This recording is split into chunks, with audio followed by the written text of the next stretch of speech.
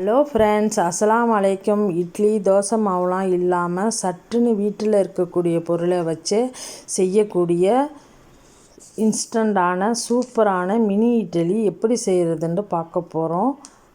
வாங்க வீடியோக்குள்ளே போகலாம். ஒரு பவுல் எடுத்துக்கலாம். அதில் 1 கப்பு அவல் எடுத்திருக்கேன். நான் வெள்ளை அவல் தான் எடுத்திருக்கேன். அதை சுத்தம் செஞ்சு அலசி எடுத்துக்கலாம். ஒரு அலசினா போதும். அலசிட்டு தண்ணியே இல்லாமல் ஒட்டை வடிச்சுக்குவோம். இதில் இன்னும் 2 பொருள் சேர்த்துக்கலாம். ரவா 2 ஸ்பூன் போட்டுக்குவோம். அதுவும் சேர்ந்து ஊறட்டும். அதோடு சேர்ந்து நம்ம தயிர் 1 கப் எடுத்துக்கலாம். புளிக்காத தயிராக எடுத்துக்கலாம். புளிக்காத தயிராக தான் நான் எடுத்திருக்கேன். அந்த மாதிரியே நீங்களும் எடுத்துக்கோங்க. 3யும் நல்லா மிக்ஸ் பண்ணி ஒரு அரை மணி நேரம் அப்படியே ஊறட்டும். வேறு தண்ணி எதுவும் சேர்த்துக்க வேணாம். அந்த தயிரில் உள்ள தண்ணியே போதும். தயிர் அந்த அவல் நல்லா கழுவி அதை ஊற வச்சுருக்கோம்ல, அந்த இதே போதும். அந்த ஈரப்பதமே போதும். நல்லா அவல் ஊறிடும். ரவாலாம் நல்லா ஊறி நல்லா நமக்கு சாஃப்டாக இருக்கும். அதில் உப்பு கொஞ்சோன்னு சேர்த்துக்கலாம். ஒரு அரை ஸ்பூன் உப்பு சேர்த்துருக்கேன். உப்பையும் சேர்த்து நல்லா கிளறி விட்டு அப்படியே மூடி வச்சுடுவோம். ஒரு அரை மணி நேரம் அப்படியே ஊறட்டும். நல்லா ஊறிடுச்சு. இப்போ எல்லாத்தையும் நல்லா ஒரு பனைஞ்சாச்சு.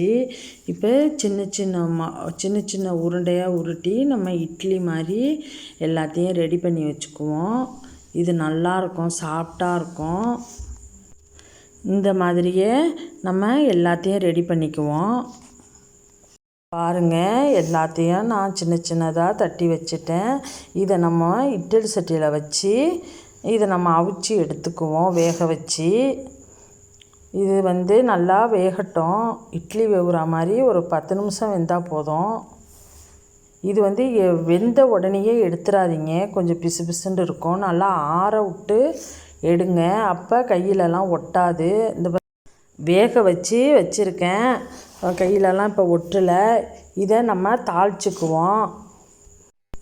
இப்போ ஒரு பேனை எடுத்துக்கலாம். பேனில் 2 ஸ்பூன் எண்ணெய் ஊற்றி கடுகு போட்டுக்கலாம். கடுகு நல்லா பொரியட்டும்.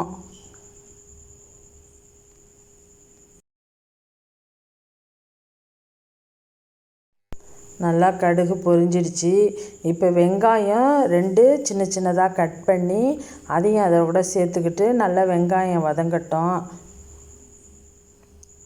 வெங்காயமும் நல்லா பொன்னிறமாக ஆகட்டும். அதில் நம்ம வெங்காயத்தோடு நம்ம மசாலா சேர்த்துக்கலாம். கரம் மசாலா 1 ஸ்பூன் போட்டிருக்கேன். மஞ்சள் தூள் ஒரு அரை ஸ்பூன் போட்டுக்கலாம்.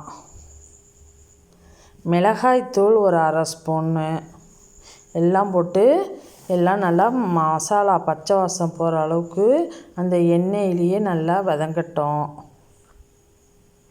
வெங்காயத்துக்கும் நம்ம உப்பு போட்டுக்கின்னு ஒரு அரை ஸ்பூன் உப்பு போட்டுக்கோங்க. போட்டுக்கிட்டு நல்லா கிளறி விட்டுக்கலாம். வெங்காயம்லாம் நல்லா வதங்கிடுச்சு.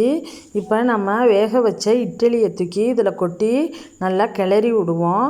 நல்லா அதில் உள்ள மசாலாலாம் அந்த இட்லியில் நல்லா இறங்குன்னு நல்லா கிளறி விடுங்க.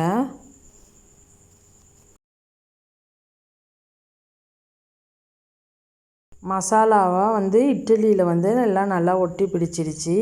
நல்லா கிளறி விட்டாச்சு. இப்போ டேஸ்ட்டை இன்னும் கொஞ்சம் தூக்கி கொடுக்க நம்ம இட்லி பொடியை அதில் தூவி விட்டுக்கலாம். நான் 1 பாக்கெட்டு இட்லி பொடி சேர்த்துருக்கேன். நல்லா மினி இட்லிக்கும் இந்த இட்லி பொடி காரத்துக்கும் நல்லாயிருக்கும் டேஸ்ட்டாக. ஸ்கூலு விட்டு வரும் குழந்தைங்களுக்கும் காலேஜ் விட்டு வரவங்களுக்கும் வீட்டில் இருக்கிற பொருளை வச்சு இந்த மாதிரி நம்ம செஞ்சு கொடுக்கலாம். நீங்களும் ட்ரை பண்ணி பாருங்கள்.